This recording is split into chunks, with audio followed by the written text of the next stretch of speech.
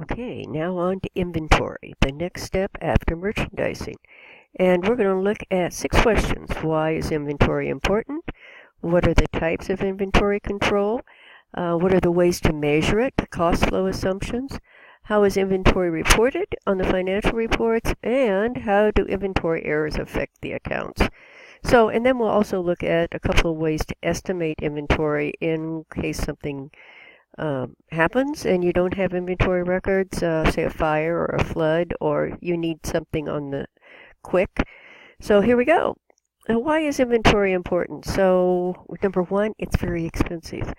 It's also vulnerable to theft and misuse. It's an item that's really hard to safeguard. So it requires tight recording, and we have all kinds of new pieces of information to keep track of. You can have a purchase order, which authorizes the purchase. You can have a receiving report, which says, yes, we ordered this and this came in. That verifies that it's the right item. You have an invoice from your vendor, so that'll verify the price and the quantity. And you usually have a subsidiary ledger that keeps track of what you have in inventory, so you can go out and check your inventory. And there's 2 ways you can manage inventory. One's periodic, which means we go out and take a physical count. You've seen people in stores doing inventory. And also you can have perpetual, which means you keep track of it as you go.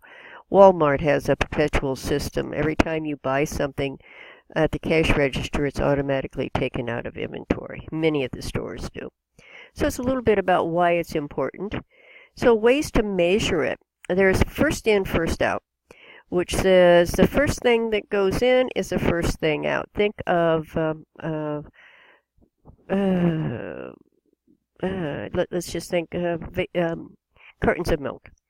Obviously, a carton of milk, you want the first one you get to be the first one you sell because you don't want it going bad on your shelves. So that's how you cost it. Some items, it's the last one in is going to be the first one out. And that's called LIFO. And you would use that in a time of rising prices where you wanted to make sure you got your replacement cost, enough money so that you could buy to replace your inventory. And finally, you have weighted average, which takes the sum of everything you've bought and the sum of what it cost and calculates it by average. Weighted average is actually probably the best way of doing it, but that takes a little bit more calculation. And so who uses what? So FIFO is the most used, okay? And LIFO is second, and weighted average is third. Now, personally, I think the weighted average, again, gives you the best review. So what does this look like? Okay, here's first in. Let's just kind of very quickly go through this. First of all, on January 1, I had 1,000 pieces, and they cost $20,000. And that's $20 each. I sold some on the 4th, and I sold 700 of them. So 700 times that $20 means they cost $14,000. Then I bought some more. So I sold 700. That leaves me 300 at 20. I bought some more. So I have 500 at $22.40. So these are my costs. Now I sell 300. So I sell the first 300 I had, 300 at 20, which gives me a $6,000 cost, and I sold 60 of the 500 at $22.40. So now what do I have left in inventory? Well, that 300's gone. The 500 has 60 missing, so we sold 60 of those, so I have 440 left at $22.40. And that gives me $98.56 left in inventory. So as you go down and buy, you always take out of the top layer and move down to the next layer. Now, what do you think LIFO is? LIFO is just the opposite. Instead of taking out of the top layer, I've got 2 layers here, 300 and 500. When I sell 360 of them, I take it out of the bottom layer. So that shows my latest cost. When I do weighted average, it's even more interesting because I bought 1,000. I had 1,000.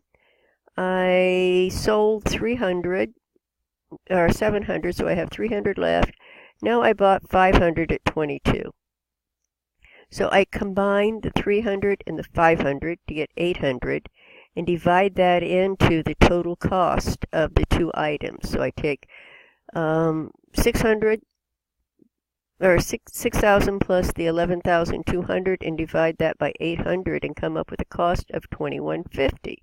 Gives me a total cost of 17,200. And you just carry that down through there. As I said, weighted average makes the most sense. So what does that give us? It gives you different costs, right? And then it gives you, so let's look at it. First in, first out would give me a gross profit of 12,280. Weighted average gives me a gross profit of 12,100. And last in, first out gives me a much smaller gross profit of 11,800. Weighted average tends to be the one in the middle. So the effects of, so when increasing costs, the highest amount is going to be LIFO. FIFO is going to be your highest gross profit, and FIFO would give you the biggest net income. So you can kind of see the effects on this. So if we move down, how's inventory reported on the financial statements? So what you have to realize is you have to tell them what method you're using, because how does somebody know, looking at your income statement, how you figured out your inventory and what is the true value of your inventory if you can use all three of those methods? Typically, you're going to have to put that in there. This one says merchandise inventory at lower of cost using first in, first out, or market. If they were using LIFO, you would have LIFO in here. You'd also put this in your disclosure at the end of the financial statements. So the effects of errors can be fairly confusing, but kind of know this sheet. So if beginning inventory is understated, the cost of goods sold is going to be understated. The gross profit is going to be overstated, and the net income is going to be overstated. So you can just kind of follow this. You probably should maybe take a, I think this is in your book. I would make a copy of this so you can kind of follow that. Because if you're in business, you're going to have to correct that mistake. So how do we estimate inventories? There's two ways, and why would I want to? Number one, a fire or disaster. Or maybe if you have to make a quick financial statement and you don't want to do a quick inventory, you can kind of use this as an estimate. So here's our retail method. Retail method says, okay, let's compare these two. At cost, it's $19,400, but my retail sale on that is $36,000. So I purchased and added to that, and I added $42,600, and out of that, I'm going to get $64,000. So now, okay, I add these two up and do a comparison. So I've got $100,000 here and $62,000 here, which tells me my ratio of cost to retail is 62%. So if I had sales of $60,000 and my merchandise inventory is sitting at $30,000, how much is left in inventory?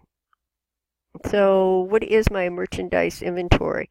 If I multiply that 30,000 times 62%, I end up with 18,600 at in the inventory at cost. See, this is the retail price of what's left.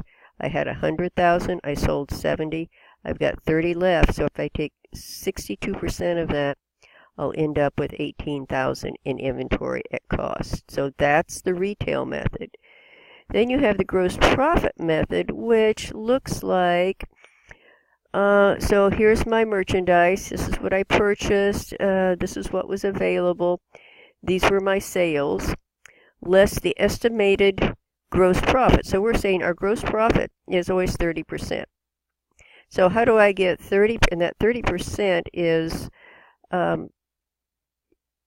you multiply the 250,000 times 30% and come up with 75. So the estimated cost of the goods sold is 175. And that gives us an inventory of $62,000. So that 30% gross margin gets multiplied times this. It gives us our gross profit. If we subtract those two, subtract the 75 from 250, that gives us what our cost of goods sold was. And then I can subtract that from my available to come up with my estimated inventory. So that is inventory in a nutshell. And now we're off. So have fun with this one.